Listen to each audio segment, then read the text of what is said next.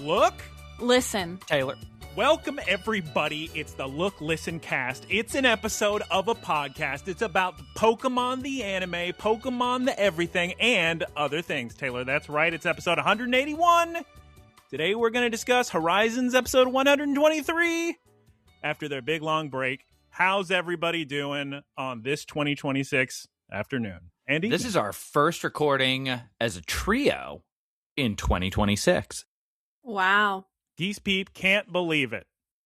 The first segment of our podcast, of course, is Geese of the Week, What You Been Peeping. And since Geese Peep is never here to talk about what she's been peeping, we ought to have her start with our first segment. Geese Peep, What You Been Peep this week. Please take it away for the listeners. I don't remember when was the last time I was on this podcast. Several long times ago, I guess. Sometime last year. I'm in Florida, as I'm ought to do. I'm at the beach. As you're ought to do. She says want to do, but she realizes she says that too much, so she just changed the word into a word that doesn't exist, Taylor. You know how that works. Exists. I'm in Florida. It's the start of the busy season, so it's really crowded here, and the traffic's really bad, and all the old people from the Midwest are here. But I'm enjoying the beach. My sister was here as well, but she just left the other day. So Why? It's nice having her here because Disney she World. has to go do a field hockey recruiting convention conference thing in Orlando. Is she working for what's The that Canadian team? The Anaheim Ducks. Is it really the Ducks? Because I was going to say the Ducks, but The Orlando Eagles. Geese. No, who are those Canadians? The Flockers? Yeah. No. Whoa. You can't say that, Taylor. The Flockers. Taylor. Geese flock. In the winter. This is field hockey, not ice hockey. Oh. We've been over this. It's a very confusing sport. It's not that confusing, but anyway. Nobody knows what it is. What is Shoresy, Geese Peep? Oh, That's a I started show. I started this new show called Shoresy. It's from the people who did Letterkenny. Did you ever watch that? Oh, the Canadians. I Yeah. see. I always like- confused them with the Whitest Kids You Know. That's fair. I like Shoresy a lot better than Letterkenny. It's a lot more, I would say, wholesome, or not wholesome's not the right word. It's not as grungy, I guess. It's And more of a Trailer Park Boys are a little grungy, Taylor. It's more like narrative based than sketch based, correct? Yeah. Okay. I haven't seen it. It's great. I really like it. It features around this guy, Shoresy, who's a hockey player. Big surprise. Yeah, I've been watching that, and that's been really good. It's really funny. I don't know if you'd like it, Michael. Oh, yeah? Actually, maybe, I don't know. Oh, yeah? There's So you different. don't know if he'd like it, but maybe you don't know. I don't know. Just gotta cover all my bases. Anyway, there's different hockey players from different parts of Canada, and the regional Canadian humor is very funny. There's this one character from Newfoundland who talks really funny because he's from Newfoundland, and he's my favorite character. And He's always like this? The interesting thing about Newfoundland is I've never heard anybody say it another way. Because it's written Newfoundland, Yeah, but I've never heard anybody say anything other than Newfoundland. Taylor, I'm sure you've run into this at some point or another in all of the times you've had to get on the phone with another individual. It's wild to me when you're talking to someone who's not from here, Los Angeles, and you say, this whatever we're discussing, it's on Wilshire, right? And then they say right back to you, Wilshire. Yeah, so you say back to them, Wilshire, and they just keep doubling down on Shire. I don't know. Oh, it's great. It's an inconsistent city. Good old Los Feliz. Yeah, Los Feliz. Pedro. Go ahead, Geese Peep. Go on, Geese Peep.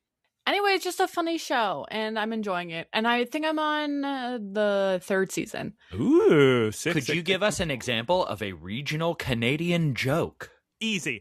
I went to go eat the beaver tail. It was delicious, but I got stopped by Timmy's, and the police came, but they said, you're fine. Because we got all the maple syrup we can handle. Got him. My loonies, my toonies. Mm-hmm. Geese Go Peep, on, Geese. You were saying? There's these characters from Quebec. They're sports commentators, and they speak French. And there's this guy who's from Quebec who is loved there. He's like the star. Everybody loves him. And he's always dating these Quebecois actresses and models, and all of his girlfriends have great names. There's like one that's like Laurence Lebeau. It's very funny. I'm not describing it well. You just have to watch the show, I guess. You had to be there. You had to be there. And he ordered 5 slices, but they only had 4. Wow. Yeah.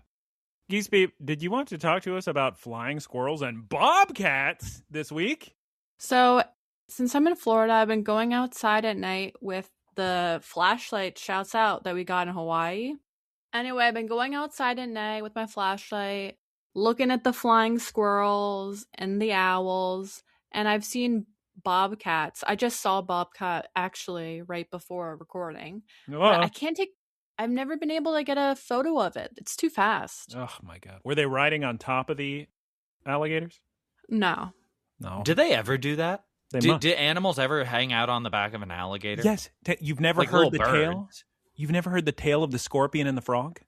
Is that about alligators? Yes. I guess if you combined a scorpion with a frog and fused them, they would make an alligator. True. Long-time listeners are familiar with this tale, but one time when Taylor was having sleep paralysis demons, he saw a scorpion spider descending from the roof. That was very fun. Scary. Also, I went kayaking at the park in the community that isn't here in Florida. And I saw dolphins hunting and some manatees. Very sick. Did you soil yourself in the kayak is the important question. No. Okay, so I was trying to poop before going kayaking, and I was unsuccessful, but luckily I did not poop the kayak. Thank goodness. Geese Peep, have you concluded your Peep of the Week, what you've been geesing this week? One more thing. One more. And she's got one more thing. God, I hope she announces Half-Life 3. It's on shelves now. Yeah, me and Gabe, we were just talking, and we think it's time. This Sunday, we celebrated my birthday, my sister's birthday, and all my family friends' birthdays. And my family friend made tempura, and we had cake, and it was really good. But my real birthday is tomorrow. Oh, thank God. I was going to say, there's no way I missed your birthday. Let me put that in my calendar and repeat forever. Or actually, you know what, Geese? How long do you think you're going to live? I saw that joke coming. She can make 80. It's the Statue I of don't Liberty. think so. No, not the Statue of Liberty, nor the Statute of Limitations. The estimated age of arrival to the death plane, I think, is going to go higher and higher. I don't know. I think I'm going to die early. I think I'm going to die like when I'm 36. I severely doubt that. In my Geese of the Week, what would get you at 36? A bobcat. I think it'd be a freak accident or something. You aren't even going into the muddy rivers for megalodon teeth. Yeah, Taylor wants to die in a big factory explosion. In my Geese of the Week, what I've been peeping, finally finished Stranger Things. Okay. It was a weak season. I mean, God, there were parts of that final few episodes I was just cringing so hard thinking, oh, Lord.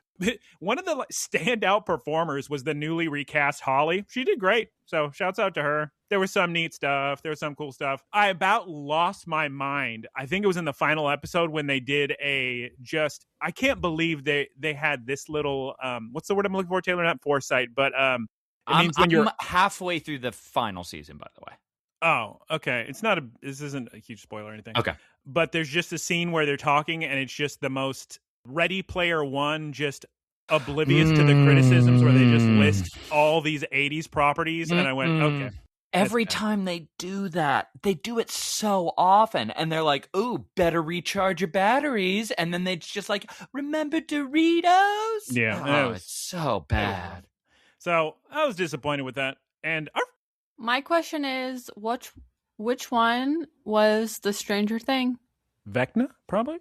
It was strange. I would say the strangest thing about the show so far is the ocean of difference in quality between season 1 and season 5. Here's another interesting thought experiment. Some people were theorizing with a title like Stranger Things. I wonder if the initial plan was to make it much more of a sort of anthology. Exactly, with different characters in different times. But then it just was so popular in the 80s, they went, let's keep going. Yeah. Because, I gotta say, if you look at the casting in season 1, Finn Wolfhard does look like you pulled him out of the 80s and threw him in a show. So I think the casting's great. But then when you see him grow up, he doesn't look like he's from the 80s. He looks like he's who he is, which is a gangly teenager that watches Game Grumps and appears on Game Grumps. That's what he looks like. It doesn't look like he's from the 80s. But season 1, Mike looks like he's from the 80s. So shouts out to the original casting. Maybe they should have gone anthology. Who's to say? So that actually bleeds into something that I've been trying to do, which is finish Stranger Things. Season 4, I don't remember being a huge fan of. I was a fan. Was it last season? Season 4? So. Yeah. I can't really good. remember. I remember loving season 1. Season 1, incredible. We already talked about how the characters are a little it's too Marvel-y. It's too like, ooh, wow, there was an explosion 5 feet next to me. Time for a one-liner. Instead of like any kind of panic or fear, there don't seem to be any stakes whatsoever. Oh, well, I have a question specifically about that, Taylor. Yeah. Have you gotten to a scene where Hop is doing stuff? Like with a gun? I know they just met a person in a white suit. White suit. Yep, and you're a halfway girl through the in final a season? white suit. Yeah, I'm on like episode 6 or 7. Yeah, you would have seen Hop fight, right? Mm-hmm. Anyway, yeah, the fact that nobody feels like they're in danger is crazy, but go ahead. It's very wild to me. There are a couple things that really bother me. So I finally cracked the formula of it, and it is a very Netflix formula. It is 1 hour-ish of nonsense, time-wasting, melodramatic, throwback, just, again, time-wasting, with the last 5 minutes of every episode being sick. So that way, you're just watching this and you're thinking, oh my God, how am I going to get through this? And last 5 minutes, you're like, oh. Yeah, that's how they get you the next one. Exactly. That's how they do the television. It's not to entertain you, it's to keep you watching. Yeah. Keep you paying Netflix. God, I was on such a... So all my stuff... Because I had less than 24 hours on my Netflix subscription, so I was just like, I gotta watch K-pop Demon Hunters, I gotta watch these stand-up specials, I gotta finish Stranger Things. So the only other thing that I would say about Stranger Things is David Harbour's doing the best job in the whole cast. Finn Wolfhard is doing an amazing job. Actually, I think Millie Bobby Brown is doing a very good job. Every other character outside of Steve's doing great too. Oh, Herring, yeah, that actor, I mean, you watch his Nintendo commercials. He's doing great. I'll tell you you want to know who the best actor in here is, other than the little girl? I'm going to pull him up right now, because he's the only one who can take this script and make it good and entertaining. I'm looking at, I don't know the actor's name. Requisitions officer. The man with the glasses, and he's bald. Santa Claus. Yeah, requisitions officer. Do you know the actor's name? No. Let's give him some respect. Oh, yeah. God forbid. God forbid. There's a conversational pattern, and I don't know how there's not a director in the room, there's not an actor in the room that isn't telling them to stop this, but it's just not a way that humans speak. Right. There are not constant, unrealistic pauses in speech. Like, that's not a thing you do. You don't have somebody just pause for drama every time they're trying to convey information. And that's what I like so much about the actors that I mentioned, is they actually, if you listen to, David Harbour has a scene with Winona Ryder where they're both talking about parenting. And if you listen to the difference in David Harbour, he's been one of my favorites in the show. Like, him and Will were probably my favorite characters from the first season. He delivers all of his lines so interestingly and so naturally and so realistically. And then you shift over to Winona Ryder, who everybody loved in season 1. And she's always talking like this. And it's this weird, I don't know. There's no sense of, I don't feel immersed at all in this season. Yeah, she's not into this season. You can tell from her interviews and things. But the man's name who's good at this show is Brett Gelman. Shouts out, because Shouts out, Brett. It's not like somebody else wrote just his dialogue. He's just incredible at taking material and making it fun and good to listen to. I'll bet he improvised a lot. It seems like he did. I don't know. But the rest of the kids are having a rough time with it. Taylor, do you have more to say before I move on to... No, go on. Okay. I watched a film yesterday because I haven't been to my AMC in so long. I need to watch a movie, and this one had very high reviews, and Timothée Chalamet just won Best Actor for this. I went to see Marty Supreme. Here's the thing about Marty Supreme. Good movie. Very entertaining. Lots of laughs. Geese Peep, you could never watch this because it's a Safdie movie, and those Safdie movies are so stressful. You be having a panic attack every 5 seconds trying to watch this thing. What are some other Safdies? Uncut Gems. I was gonna say if it's Uncut Gems, I hate that movie. I love that movie. This is only one of the brothers, right? Yeah, just one man. That's why I didn't say brothers. Yeah. What happened to the other one? He's probably busy. No, the other one's also making movies. Yeah, he's probably busy making a movie. So was this kind of anxiety, tense movie or tension within the movie? Was it as artificial as it felt in Uncut Gems, or was it genuine? I liked it. I don't think the anxiety was artificial in Uncut Gems, but I thought it was. I thought it was always every scene. They were like, hey, Adam Sandler's going to be shouting with somebody who really wants to beat him up. Why don't we put a doorbell in? I don't know. And a phone ringing. I don't know if we have time somebody screaming in the alley. But I liked it. I thought there were lots of funny moments. My only issue with it, actually, is Timothée Chalamet. His performance is good, but his accent, this movie takes place in the 50s. He plays a professional ping pong player, and boy, does he leave a lot of destruction in his wake. But his accent, nobody in the 50s sounded like Timothée Chalamet. Timothée Chalamet's just doing his voice. It is true that his performance is more important than sounding realistic, but I would say the majority of the rest of the cast are able to speak in a way that just fits into the 50s, and it shouts out. He's a great actor, but he can't do accents at all. Here's what I have to say, most important thing I have to say about this. And people were talking about this because they didn't even realize he was in the movie. But as soon as you start watching it, real big on the cast, Penn Jillette is in this movie, the magician of Penn and Teller. This man needs to act more because he's outstanding. He is so good. He's on the screen for a couple minutes, but he's out incredible. I'd be surprised if he wasn't. I mean, the whole character that he does in his performance is just bonkers good. Isn't Tyler the Creator also in this movie? Yes, this cast is wild. I love Tyler the Creator. Have you ever seen his interviews with that, what's his name? Nardwuar. Oh, the only two people in the room that get each other. Yeah, it's so good. I don't listen to Tyler the Creator's music, but he's entertaining in this movie. And yeah, this cast is... There's a guy in this movie who I literally saw as famously... the top two, or what Conan O'Brien says is the worst interview he's ever done, because he showed up in the 90s completely blitzed out of his gourd, and it was the worst interview Conan O'Brien's ever done. He's in this movie. He's also great. It's a crazy movie. The cast is wild. Okay, so MArty Supreme, good movie. You need to be able to handle nonstop stress if you're going to watch it. If you can't handle it, you're not going to be able to watch it. And finally, my last movie to discuss, because I had to quickly watch it, K-pop Demon Hunters. I had a good time. Music, obviously, super fun, super catchy. What's that song? What's it called? I was listening to it for a while. Golden Go. Yeah, there you go. Yeah. I was a problem child. I was getting wild. Golden. It's us, the K-pop girlies. Golden Go. Yeah. It's a fine movie. It was like it won best. Basically, if something won best something at the Golden Globes, I had to go and watch it quickly. If this didn't have the music, I don't think anybody would be talking about it. I think everybody recognizes that. Art style was good. Saw was good? Art style. Oh, yeah. Yeah, it was fun. I enjoyed it. So shouts out K-pop Demon Hunters. I had so many questions about the plot. The plot felt really kind of like loosey-goosey. Don't worry about it, Geese. Yeah, you could have done this. The plot you could have done is like a little TV show, because everything happened so quick. Because wasn't it supposed to be a TV show? It looks like it was supposed to be a TV show. Really? To me, seems like all more I know of is an that original series. Sony sold it to Netflix for like nothing.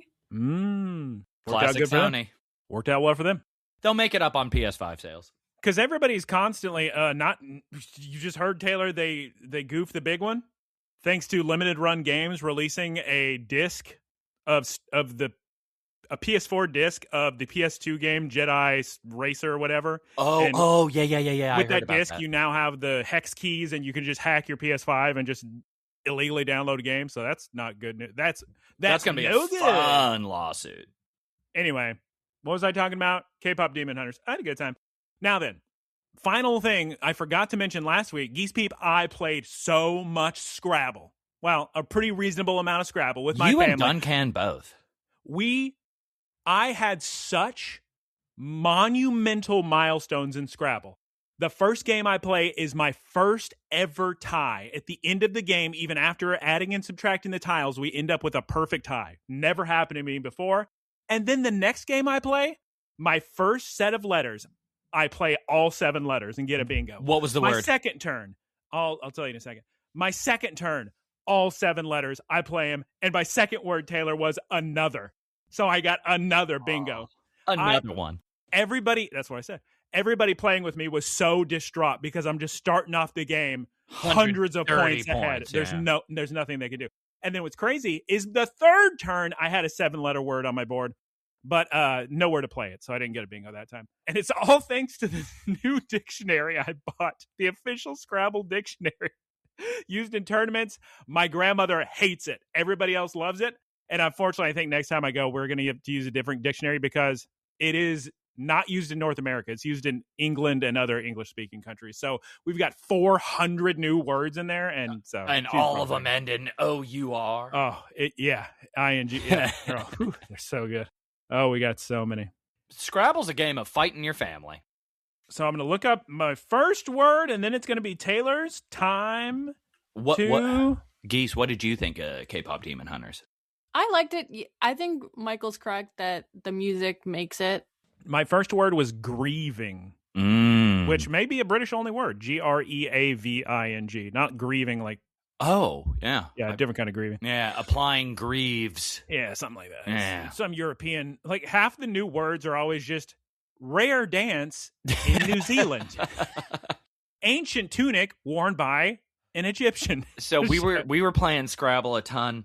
One of the games I played, Guncan was studying the Scrabble dictionary that we were using. So everybody was all in the house, and she was just by the fireplace just reading the dictionary. By the fireplace? Yeah. I was chopping tons of firewood in negative temperatures.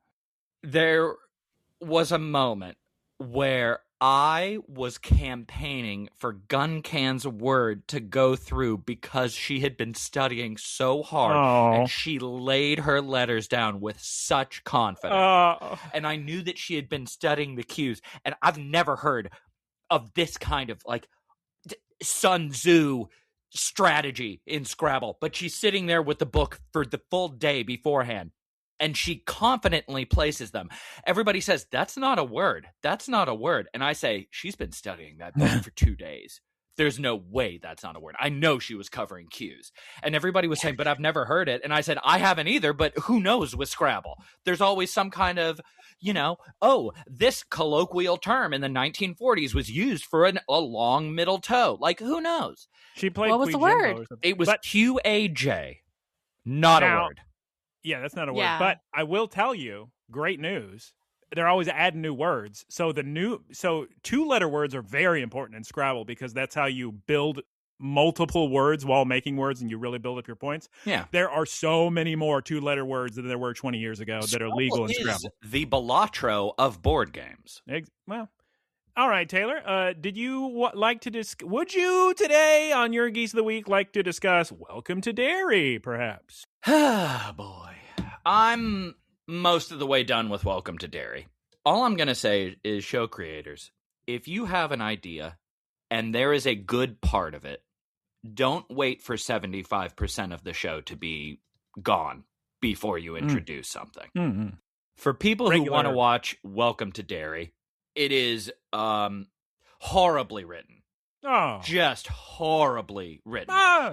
But it does oscillate between being very cringy and being very funny. By episode 6, you're getting hype. So I think it's going to be same situation as a lot of shows now where they're like, okay, we're going to we need to stretch our budget a little bit in the beginning. We're going to pour all of our budget in at the end, and we can phone in every performance. So it's decent. When Pennywise decides to take the shape of a clown, it is much more entertaining. Ooh. Bill Skarsgård. Billy Scars. I just don't understand how the entire family can be that talented. It's so wild to me. It's in the blood. Yeah, I guess so. Okay, tons of water polo, tons of tournaments. I'm on rosters for American League if anybody wants to watch those. It like the end of February in Los Angeles, they televise all those. or National League, whatever it is. Wait, you're gonna be in the tournament? Yeah. In Los Angeles? Uh-huh. Yeah. I haven't gotten my tickets yet. I'm probably only going to go to 2 weekends of it, but that was what weekends? I'm not sure yet. I think it's end of March and middle of April are the ones I'm going to be there for. Because we have a ton of trips this year. It's going to be such a stressful year. And okay, people who travel, please write to me in the comments. Do you ever get to a point where you're like, this is just too much and I'm not enjoying myself? Because we're planning this gigantic diving trip to the coolest Airbnb I've seen in a minute in Tulum. We're going to dive cenotes, which are like, that's way high up on my list of things to do. I want to dive a cenote. It's not a cave. We're going with a ton of people who are very, very experienced. Some of our close friends. And they're all going to die. Are you free diving? I might do a little bit of free diving. I'll probably do scuba diving, though. I'm bringing all my scuba stuff. But it's just like, I'm not even excited about it because I'm still recuperating from last year. You gotta give yourself You're preaching to the choir because I'm always planning a trip. Yeah. And I'm just perpetually anxious about the next trip that needs to be planned. When's the last time you were excited during the pre-travel phase of a trip? Wow, I don't know her. I haven't known her for a while. You can have fun when you get there. Are we prepared for Poké News of the week? Kind of a silly Poké News of the week this week. I screenshot from Cerebi, but you could pull this from. Basically, they released all the official art for all the new Mega Evolutions, and also they're releasing they showed off all the Lego Pokemon sets. Here's what I have to say about the Lego Pokemon sets. Oh? Thank God I hate how they look because they're $649. Shouts out. Have you seen the shiny Gyarados Lego model? Gyarados? He's been putting it into... I'll try to look up a picture of it while you're talking. Gyarados. Well, I'm actually done with Poké News of the week, so that's it. Go look. I mean, look. You can look. There's an Eevee, there's a Pikachu and Pokeball, there's Venusaur, Charizard, Blastoise. The badges and the Pokemon Center actually are the neatest ones. Like, if I had to choose one, I'd probably get the little Pokemon Center. I think that's kind of neat. Now, let's go ahead and move on to discussing an episode of Pokemon. Taylor? Yes? Can you please tell us what happened last time on Poke? Previously on Pokemon. Roy, the Reluctant King? Again, for last time on Pokes, you don't have to be vague. I only speak in vague phrases. No, you just say what for both. That was a combination of heavy as the head that wears the crown. No, for last time on Pokes, you just say what happened, and then you're vague for what happens this week. Previously on Pokemon, I guess Roy's the leader of the Rising Voltacklers. Shouts out to Roy. Geese Peep, can you please tell us the name of this week's episode, but in the language of English? The language of English? English? Everybody's favorite Scrabble word? Language? Language. Shock and horrors. Mochi mayhem on the ship. Or in Japanese, Senjitsu, Senju! I was muted. Kibi paniku! When you said the word shock, it shocked me so much that I dropped my spoon. Just like your croissant. And Geese Peep, can you please also give us a one-sentence synopsis, please? Some bad mochi mojo. Oh, wow. Oh, my. Oh, no. Oh, my. Okay. Guys, listen, Taylor, we're opening. I'm sure Geese Peep's already losing her mind because we're going to open with Grandma Diana. She's cruising in her car with Rev of Room, and everybody's having a wonderful time. Wow. You would think at a certain point my intelligence would kick in when I'm starting these cold opens because every time I'm like, am I 7 episodes ahead? Oh, Taylor, every time. That's why you got to watch next time on Pokes so then you know what to expect. Yeah, I just like being surprised. Now, I'm a little surprised she's driving a giant vehicle in a forest. Seems like you'd run out of nice road to travel down this Maybe forest. It's an all-terrain Vibroom. Mm-hmm. Yeah, it's probably. If you're riding a Pokemon-powered car, you're probably fine. Yeah, she's probably great. If you're riding a Pokemon-powered car, you're probably fine. Qualified leasees get $20,000. Okay. Whoa. She drives. Whoa. It's a great offer. Can't afford not to buy this vehicle. She drives past some Murkrow. She's got something. Here's the thing, guys. She's got something she's got to give to Liko. I wonder what it is, Taylor. I bet Taylor knows because he's been predicting this for so long. Just so sick. And it came from the source that I wanted it to. Yeah. I think the animators, the writers of the show must listen to the podcast because I'm pretty sure, big spoilers for the last 5 seconds of this episode, I'm pretty sure Taylor gave this exact example before. Anyway, we'll discuss that later. Grandma Diana just pulls up to this random dirt spot and says, I'm a little early. Why don't I take myself a nice nap? Man, Arcanine, sure would be nice if we had more room. Sure is cramped in this little car, huh? Couldn't Arcanine just be in a ball? Yes. Okay. Yeah. But that's fine. And then, guys, Princess Diana starts to have a little nap. Grandma Diana starts to have a little nap. Under the full moon, a Pecharunt appears. That's right, the mythical Pokemon from the epilogue of the DLC of Scarlet and Violet. We cut to a theme song, and we're back from the theme song. Taylor, much like I'm sure Geese Peep loved seeing Grandma Diana driving, I'm sure you loved, we're starting off strong with Ult just splayed out in a messy room. Sableye, it's our boy. I'm confused. So did they, kern off a section of the deck for him? Yeah, he's got his own little... He just started sleeping in an area and claimed it. It's such a... The more I think about it, because just saying that, he sounds like a homeless person. He does. Yeah. I mean, who isn't in this show? I mean, he's the only one who is homeless. Are they paying rent in houses, these guys? They must. Or maybe they own their homes. I don't know. I think money exists purely as a plot device in this show. I'm gonna talk about this later in the episode when I laughed so hard at just normal us human technology in this world of Capsule Corp, everything magical, fire, monsters, creatures. Big spoilers, I'm sorry. But when Dot uses the flashlight on her cell phone, she's just like me for real. Okay. Meowscarada playing with Charcadet, very cute. Now, here's the thing. Liko and Dot are just standing out on the little deck, the little dock of the ship, talking about they're waiting for Diana. So I think to myself, is Diana parked in the wrong spot? Where is she? Oh, my God, you guys. I don't believe it. Of all things that could have snuck onto the ship, it's Pecharunt. And he's sneaking up on Murdoch and Lycanroc. And Geese Peep, Lycanroc is being a cutie pie. But he knows something is up. Did you see him sniffing around? Pecharunt, unfortunately, sounds like the baby form of Lechonk. The voice actor? No, the Pokemon name.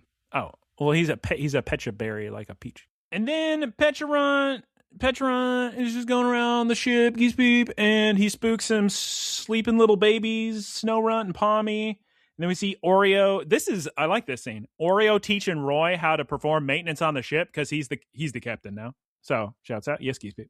Did you see Wattrel mopping the controls?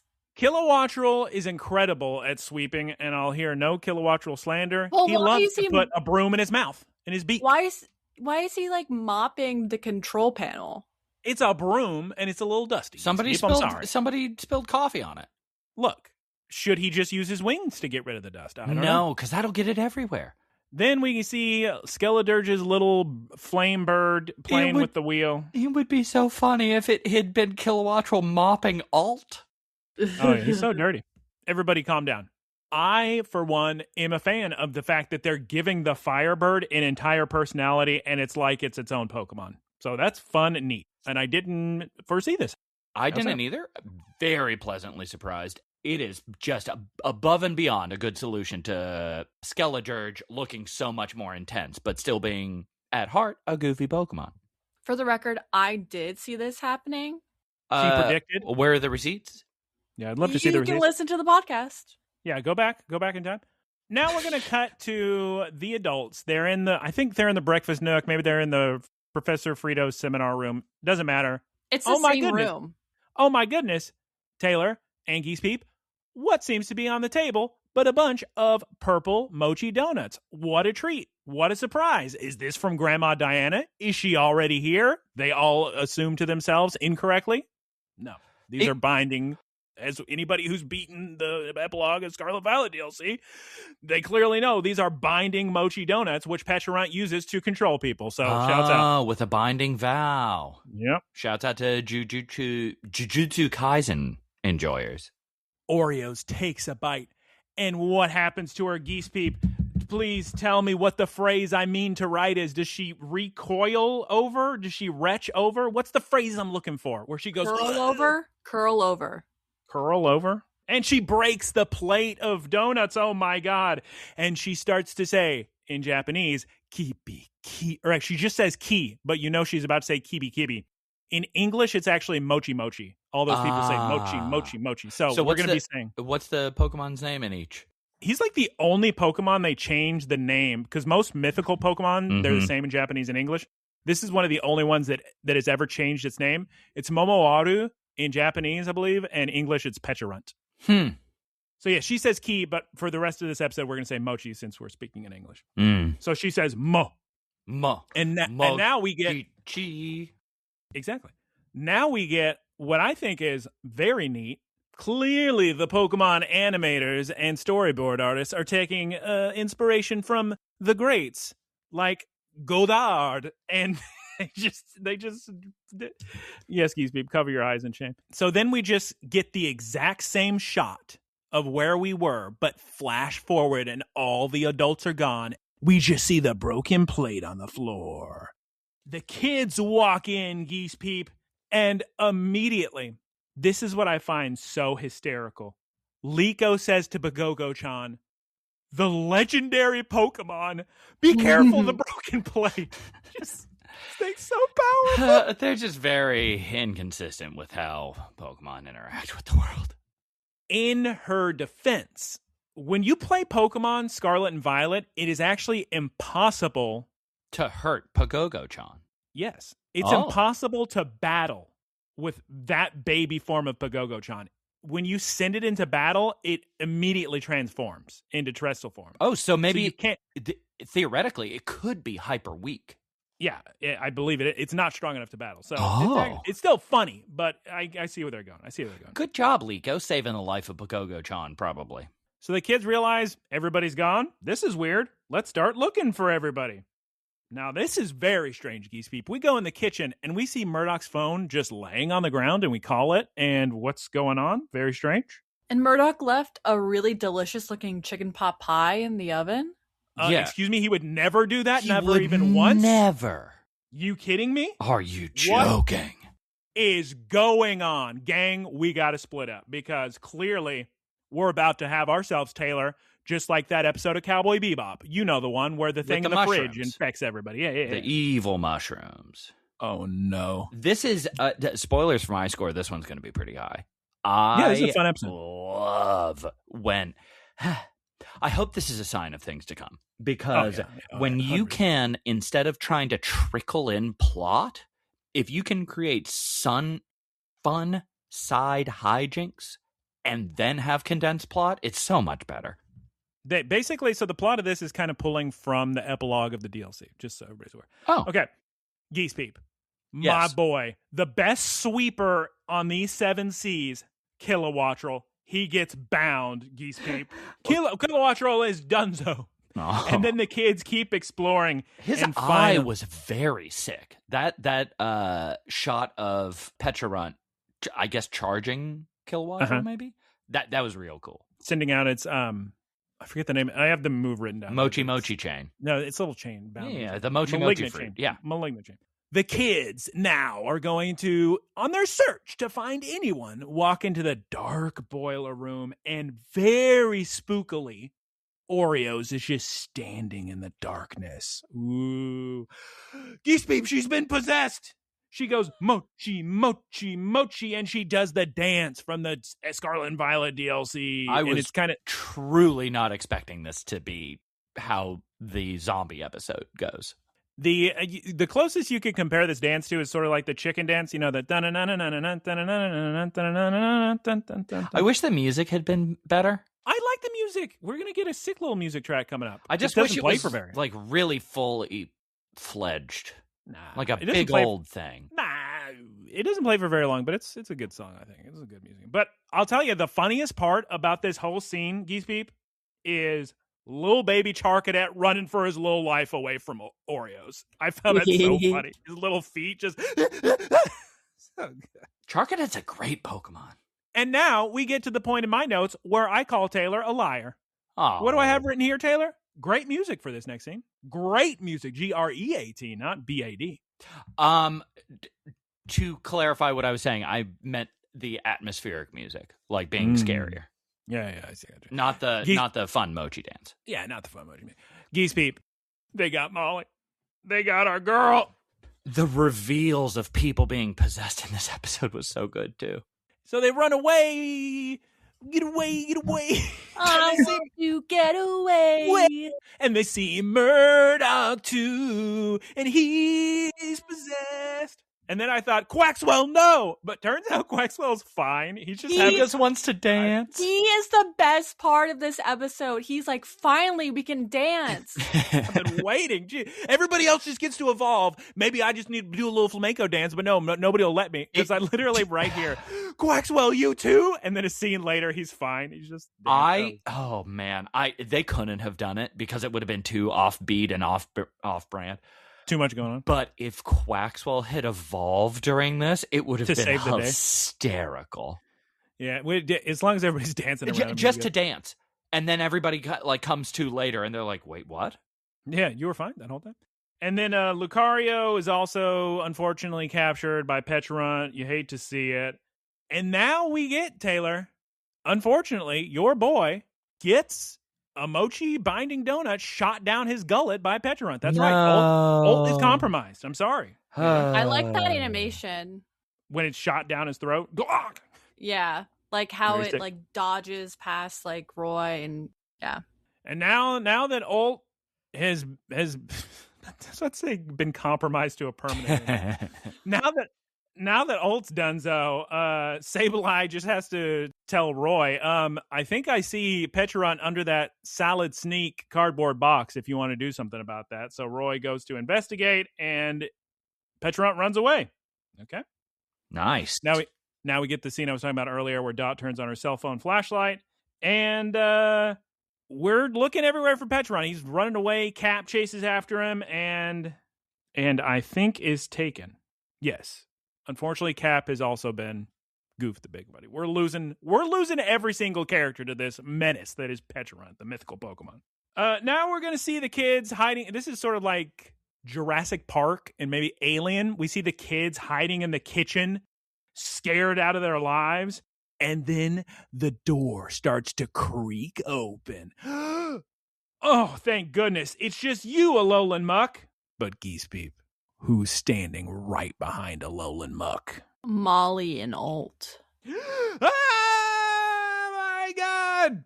They run to the elevator and they're pressing the button. They're like, come on, come on! Ah, ah! And then the elevator opens and it's Murdoch. And then Dot sacrifices herself to save everyone. Yeah, she jumps in, puts her hands on Murdoch and says, save yourself! Save yourself, Liko and Roy. It's such a funny... Murdoch being in that elevator was perfect. And Dot running in and saying, save yourself was also perfect. So very good scene. Oh, one thing I forgot that was kind of funny. During all this chaos, Pagogo-chan is just playing with a container of sugar or salt or milk or something. And Liko has to say, what are you doing? Get over. That was good. Because here's the thing about Pagogo-chan in this episode. He's a regular Quaxwell, not scared in the slightest, just having a wonderful time with everybody dancing and singing. Oh, no, it's Liko doesn't grab him. Meowscarada uses her piano wire, quickly grabs Terapagos, and then escapes with it. And now we reach the final moments of Pecharunt's takeover of the Brave Salami, the Great Olivine, as finally Pecharunt reveals itself to Liko and Roy out on the, I always forget, what do you call this, the deck? Yeah, the deck. Around the outside where you're standing? Yeah, deck. You throw a chair off. It's the deck.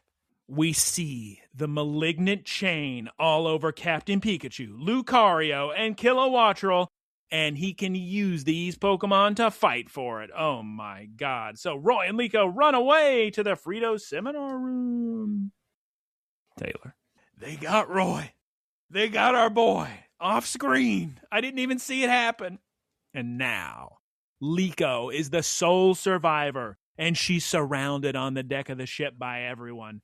They got Pokemon behind her. They got all the humans in front of her, and I think, is this it? Is the series finally over?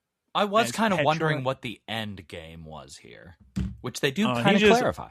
Pecharunt spits 1,000,000 binding Mochi donuts at her, and Liko screams into the moonlight. And we get a commercial break, very late commercial break, I would say. I was waiting for this. I knew it was coming.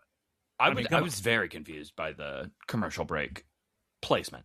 We're back from the commercial break, and under the full moon, we see Liko has joined in with the Mochi Mochi dance. And much like the music video of Thriller, they're all going to town with the spooky music. Like I said before, Pagogo-chan, honestly, I don't think he's ever been happier in his life. He even turns Terestal form to be a disco ball for everybody, having a wonderful time. And everyone's dancing. Quaxwell's having the time of his life. He's dancing. He's finally happy. Goldango is surfing with the other pokes. It's a great time.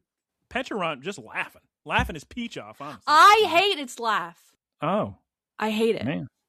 A lot of the emotions around Pecharunt are very confusing. The only thing that I was a bit put off by in this episode was the emotional conveyance. I'm sure it makes sense in Japanese. If you were familiar with the ancient tale of Momotaro, you'd probably be going, oh, yes, of course. All of this makes perfect sense. Momotaro? Yeah. The bun salesman?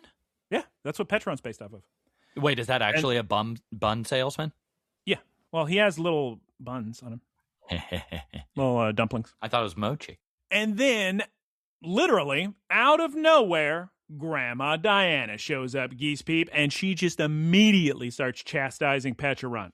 Somehow gets Pecharunt to turn everybody back to normal. And then we just cut to the discussion chamber. Everybody at the table just fine, learning about Pecharunt from the Pokedex. I had no idea, Geese Peep, what a twist, that Pecharunt was Grandma Diana's Pokemon. I thought he was just terrorizing her, too. Yes, I figured that out when during the commercial break, they had the picture of Grandma Diana with all of the Pokemon. I was confused. They didn't just immediately... I would live with the Pokedex open. Just all the time. Yeah, because they already know about Sinisty. So why wouldn't they assume if pots and pans can be possessed and all of their electronics are possessed, why wouldn't people be able to be possessed? Good point. I got to just give a little shouts out to Grandma. She caught a mythical? That's impressive. Not everybody has a mythical Pokemon. And guys, it turns out Pecharunt did all of this just to give Grandma Diana more space on the Brave Olivine because, as you'll recall, she was complaining in the car saying there's not enough space. What an interesting path of logic to follow. Yeah, we'll see what the English dub says about that. You need more space instead of Arcanine and Pokeball, instead of camping, which you should do. And she's a billionaire, I'm sure. Yes. Like, she should have camping equipment if she's going on a giant trip. Commandeer the nearest vessel. Why isn't Butler Hamburglar with her? He's busy. Isn't he in hiding because the explorers are trying to get him? No, because they've been adventuring together. Well, yeah, but we're about to learn that, but that didn't happen yesterday. I think that was a little while ago. Then then Grandma Diana gives Pecharunt an additional lecture, and then Liko says, "Tell us the story, Grandma, about the first time you met Pecharunt." So now, I wish I could have been in the meeting where they decided that this is how they were going to go through the storytelling, because it is incredible. Well, I thought it was supposed to kind of go with the fact of the story it's based Harry off Potter of. and the Deathly Hallow. Oh, yeah. Sorry. Go on. Yeah, they're using that kind of painting art style that would be used when discussing Momotaro, the actual Japanese myth. Yeah. So then we get Ludlow narrating a fun little painted thing, like I mentioned. We're about the Peach Boy. The Beatles.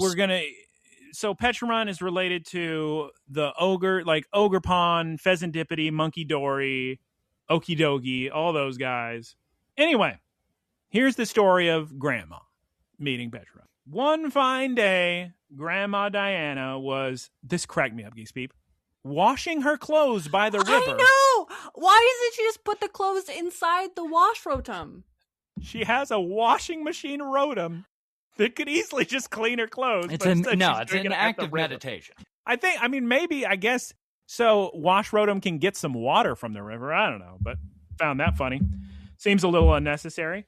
And then out of nowhere, she sees a giant mythical Pecha berry. Ooh. And then we cut to Butler Hamburgers, also hysterical. Taylor, Butler Hamburgers is mowing the forest with his lawnmower rotor. I cannot express how confused I am because I think it's a translation thing. I think it's supposed to be he was like foraging. I think this isn't real. I don't think this is actually what happened. I think they're just going into the lore of the ancient Japanese myth and being silly. Yes, I think it is as well. Because Grandma washing clothes at the river and Butler Hamburgers using a lawnmower to trim the forest. So good. But it shows him collecting mushrooms. Yeah, he's foraging. Okay, anyway, doesn't matter. I still had fun. They show off their giant mythical Pecha berry and Kitakami. We see a Sinistcha and a Poltergeist, a Diplin, an Applin, Ludicolo. There's an Oreo Senso style. Ludicolo, he's dancing. He gets tired, Geese Peep. So Grandma says... This guy, he parties so hard, Grandma has to give him some Gatorade. Yeah, give him a big old peach. And turns out the giant Pecha berry is missing. I wonder who stole it. Could it be Petra? Who's to say? I don't know. You tell me. Then we're going to cut to that night, and a fleet of villagers are doing the Mochi dance towards Grandma Diana and Butler Hamburgers. And, my God, she finds a binding Mochi on the ground. And then a mind-controlled Apom, Midnight Form, Lycanroc, and a Bombardier show up. And they give Grandma a bunch of berries. Grandma Diana, the genius of the group, now says, I'm going to put two and two together. I'm going to pull out my little book from my bag and realize, Geese Peep, that. And now we get a story within the story. Inception, like Christopher Nolan always says.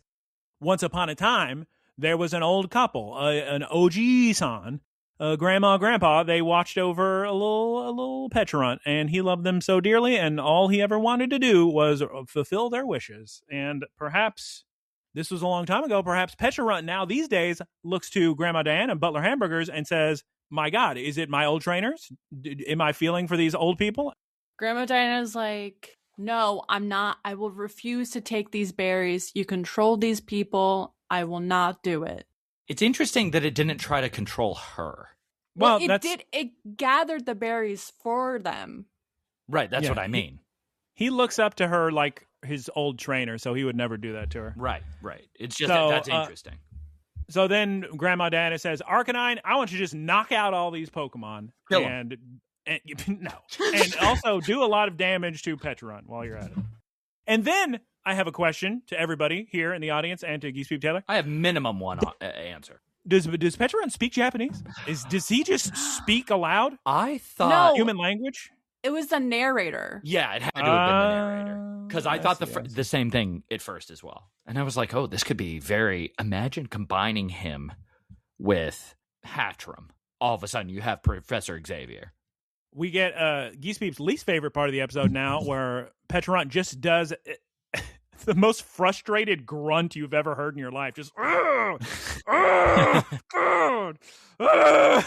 Pecharunt's not going to give up, guys. And somebody, I don't know, Butler Hamburgers, anybody, he could have said, Grandma Diana, clearly Pecharunt just wants you to be its trainer. Why don't you do that? He wants to befriend you. And I think she agrees, honestly. I think she pulls out a Pokeball and says, yeah, sure. Why not? It's very interesting because it's not even very interesting. I was just very excited whenever he was incredibly eager. And what a leap of logic. Just saying, oh, no, it wants to, be your friend. Yeah, it wants to, just like its old trainer. So cute how eagerly it charged. Here's the thing, though. All the villagers, so she captures him. Okay, she says, Pecharunt, let everybody go. Everybody's let go, but they are very upset. And actually, in this scene, they play the video game music from the DLC, and I was a fan of that. And And then we get one of those situations that happens a lot in this show where why did you even set up a problem if you're going to solve it less than 2 seconds later? Yeah. All the villagers are upset. So 1 second later, Grandma Diana says, well, here's what actually happened. Let me explain why Petron did what he did. And then all the villagers say, yeah. We understand. And now Grandma Diana and Petron are going to adventure together happily ever after. And that concludes the story of how Grandma Diana met Petron. And Olt, much like Fritos, Olt says, that's the coolest Pokemon I've ever heard of in my entire life. How sick is Petron, am I right? Anyway, that's all sick and all, but hey, Grandma Diana, didn't you bring something for Liko? Wasn't that the whole reason you're over here? Something real sick, Taylor? I called it, guys. You can re-listen to the podcast, but I called it. No, you didn't. Yes, Everybody I did. called. My God. Grandma Diana opens up her trunk and shows to Charcadet and Liko, my God, it's the auspicious armor. That's right, the one thing that's going to evolve little baby Charcadet into Armarouge. So that way, Liko and Amethio can battle together side by side with Ceruledge and Armarouge, and we can end the Paldea series in style. Geese, fighting against Koraidon and Miraidon. This has been number one Taylor theory forever since Diana had a castle. No, I was the one that said that. Geese, what are you talking about? What are you even talking talked about? this at the beginning of the episode. Please write it to looklistencast@gmail.com. Who's right? Taylor or Geese Pete? We could have both agreed on it, for sure. Yeah, probably. We could have even come up with it independently. Turns out it's just been getting dusty in the castle. Okay, nice. Then we're going to end the episode with just Ludlow dancing with Quagsire. And here's the thing about Ludlow. You can never see his eyes because of his giant eyebrows, so we don't know if his eyes are purple or he's just dancing for fun. Either way, Quagsire, he looks a bit annoying, Geese Pete. Oh, no. This is the best part of the episode and perhaps the series. Just Quagsire going, oh, no. I had to make a GIF. Jiminy Christmas. And then it says to be continued. Geese Peep, can you please tell us the mega of the week with Metagross this week, please? It's Metagross. I have some questions about this. Yes. So, are there multiple forms of its Mega Evolution? Of course. No, just the one. No, of course not, is what I was saying, Geese. Then why are they... Good question, because in ZA, we did get a bunch of new Mega Z forms, like Lucario has a new Mega form. And the really sick thing is that maybe one day Dragonite will get a Mega that's good. Taylor. My next question is, so to Mega Evolve, do you need the other Pokemon? The game and the anime canon is so silly with this stuff, Geese Pete, because the answer is no in practice. But you see stuff like this all the time. Like the canon lore behind Slowbro is that a Shelder has to bite a Slowpoke's tail. But that never happens in any of the games. You just evolve it by leveling up or whatever. Yeah, but the games also have levels. Dragapult, the actual Dragapult Pokemon always has the Dreepies like hanging out. Great but Pokemon. You don't actually have extra Pokemon running around. So it's the answer to your question is it's very confusing. So Nidothing says that its form is achieved by a Metagross, a Tang, and Beldum? And 2 Beldum? Mm-hmm. Linking together using Psycho Power. Okay, so like that doesn't Voltron. I don't know how to answer that question. Look, here's another example for you. Magneton is 3 Magnemite together. But in reality, you just level it up, and you don't have 3 extra Pokemon in your team. My head that is the canon lore. I don't know if, like, he's calling in backup every time he Mega Evolves, and he just finds them they like fly in from somewhere else. So the way I've always this is since like Pokemon Red, my headcanon has always been once they reach the level, they are able to have that interaction, and it's much more likely to happen. Yeah, so because there's also not levels in the anime. Yeah, canonically, maybe yes, Geese Pete, but logistically in practice in the games, no. But who's to say? I guess. So, but anyway, please continue.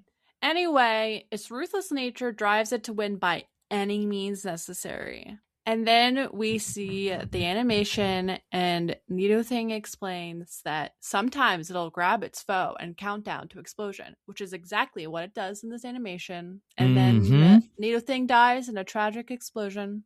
Jesus God. Yeah, that was sad. Next episode's going to be Nidothing's funeral. It's going to be sad. Okay. When did they start Nido thing becoming a crash dummy? Just invincible. Yeah, it's a tough suit. Am I right? She does that a lot. She just gets maimed. So I just assume it's a special effects. Like it's just a skit. Real. Yeah, it's for sure. Yeah. She's doing it's for the podcast. Yeah, of course. It's now time to discuss this episode of Pokemon. Give it a score, I should say. Fun episode. I guess fun. I got to give it like a 9.0. I laughed. I thought it was sick. I thought it was cool. I thought it was funny. No real like battling. How they expedited battling. Yeah, there wasn't much. I know, that's exciting, right? There was no battling. Mm-hmm. Anyway, I like how they implemented the story of the DLC epilogue into the Rising Volt Tacklers. The Mochi was great. We love Diana. The recap was great. We love a little Butler hamburgers. We set up both. I'm just going to give it credit to both Geese, Peep, and Taylor. Yeah. Their dreams have finally come true with the auspicious armor. So honestly, I guess that has to be Geese. I'm happy living in harmony with the idea of both of us having this idea. Listen, like when I play Pokemon Legends ZA, I'm fine with tying for first place. I still get the same amount of points. Exactly. So I'm giving it a 9.4 at least. Honestly, I'm going to throw it over to you guys. I'm probably going to have to increase my score when one of you gives it under a 9. I was actually surprised that they handled the pacing and the story so well. Because usually with so many things happening, they are not always the best at executing on that. We had good faces, which I really liked. The Pokemon were having fun. They were dancing. Quaxwell was having a time of life. We never get anything interesting that he does. He never has a personality anymore. Was having time of life. I feel so bad for Quaxwell because clearly everybody on the staff hates him. They won't write anything for him. So yes, that's right, Geese Peep. It is going to a 9.5. Please continue talking. I don't know. It was just good. It didn't take itself seriously. There was no battling. It's what I want from a Pokemon episode. I'm going to give it a 9.5. It had the fun spirit of a Sun and Moon, some may say. Yes. 9.5 from Geese Peep. Taylor, how'd you feel about this Pecha Run episode? Big old Mochi Mochi Doki Doki Panic. Big old Kibi Kibi Bonike. Okay, so... All right. Where to begin? The intro was a little disconnected and weird. The cold open. Nah. The finale was fine with the armor reveal. It was what I wanted the origin of it to be. Mochi Dance was good. Horror elements were good. This is... Yeah. Is like we don't get a lot of horror episodes. No, we don't. There's some and we should. Because Pokemon is perfect for that because you can do horror for kids in a safe way. Like, this isn't scary, but it is horror. You're right. It is a 9.6, Taylor. Please continue. It is, like, you could easily classify this as filler. Because it goes off on its own thing and does a weird little side story, but I think it's not because of the armor. It's filler, but it's filling. Yeah. I mean, I'm a big filler lover. I enjoy filler quite a bit. People who say skip the filler in anything other than Bleach and Naruto, like One Piece filler is great. Because I think next week is a big plot story episode. So, yeah, let's have some fun. Mochi was really fun. The little dance was really fun. That scene of Dot saying, "Save yourselves," when Murdoch was dancing in the elevator was hilarious. It was legitimately very funny. I didn't like the actual Pokemon. I'm not a fan of its design. I wish they would have made it look... What you guys fail to understand is the buildup of Pecharunt. The buildup of Pecharunt was so interesting because it was hidden all throughout the main game and the first DLC and second DLC, and then finally revealed in the epilogue after everything. Because you'd see it in the background in its little closed form where it didn't even look like a Pokemon. You'd see it in ancient text. I wish the design had a little more grandeur, honestly, for a mythical. I also... It looks too much like the Cosmos Pokemon from Sun and Moon. Cosmog? It also looks like Grafai, I think is... Really? It looks like Grafai to you? Design-wise, it kind of does to me. Just because it's purple and Grafai has purple on its big, long finger? I don't know. I'm thinking of the one that looks like a mouse with really big eyes. Yeah, it's Grafai. Okay, yeah. But he's like a lemur kind of He's guy. An eye. Believe it or not. Oh, that's fair. Anyway, let's see. Quick battle. The only thing that could have been better about this episode would have been if the animation had been better. Oh, you don't like the animation? No, the animation was fine. This is a fantastic episode. This is like the only way you can beat your A+ is getting 100. I'm such a fan of when we get episodes that have a variety of art styles and animation. Oh, yeah. Yeah. And that's kind of when I solidified my ranking on this, because it was such a... When I saw that, I was like, oh, this is incredible. This is a very good... this is like 9.6, 9.7 territory. Ooh, 9.7. We got just think about all the art styles. We got the painting art style, Momotaro, whatever. We have even the little... When they're hiding behind the kitchen counter and Alolan Muck comes out, they do the little chibi dot face. Mm-hmm. Like, that was great. There's just nothing... Like, I'm trying to think of improvements. The only thing it didn't do, and because I haven't played the DLC, it didn't make me want to play the games, but who cares? I was entertained the entire way. It reminded me of how much fun it was. So much fun. Does that conclude our discussion of this week's episode? Yeah. Great episode. Everybody go watch it. Enjoy it. It's fun. Wait, so what was Taylor's score? Was it 9.6?